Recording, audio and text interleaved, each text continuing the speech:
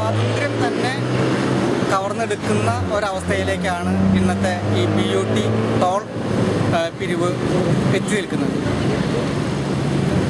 ഒരു നൂറ്റാണ്ടിന് മുമ്പ് സമരം ചെയ്ത് നേടിയെടുത്ത സഞ്ചാര സ്വാതന്ത്ര്യം തന്നെയാണ് നമുക്ക് നഷ്ടപ്പെടുന്നത്.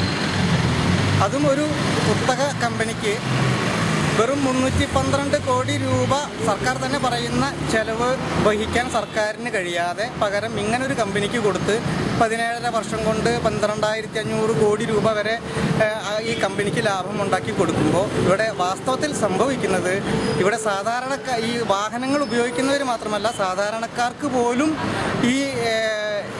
ഈ ടോളിൻ്റെ വിഹിതം അടയ്ക്കേണ്ട ഘട്ടത്തിലേക്കാണ് നമ്മൾ പോകുന്നത്.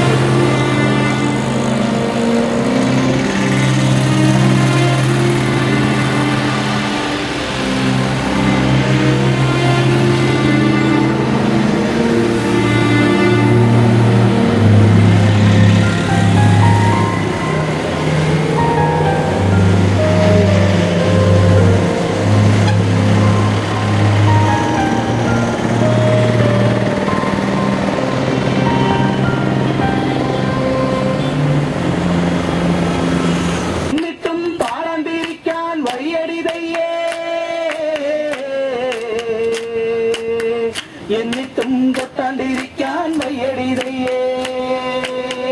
ഇനിയുള്ള കാലം നമ്മൾ പാടാണ്ടിരുന്നാൽ നാടിന്റെ നട്ടല് പൊട്ടി നമ്മൾ ചാവും.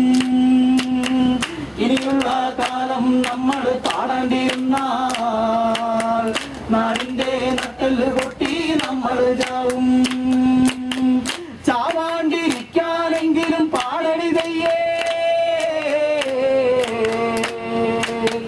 പാടിയിട്ട് ചാവാനെങ്കിലും പാടടിതയ്യേ, ചാവാണ്ടിരിക്കാനെങ്കിലും പാടടിതയ്യേ,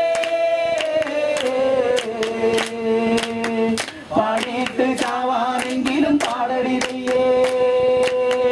പാട്ടും പാരണ്ട കെട്ടും ഞാൻ പണ്ടേ മറന്നേ, കൊട്ടും കൂടവയും ഞാൻ പണ്ടേ കളഞ്ഞേ. എന്നിട്ടും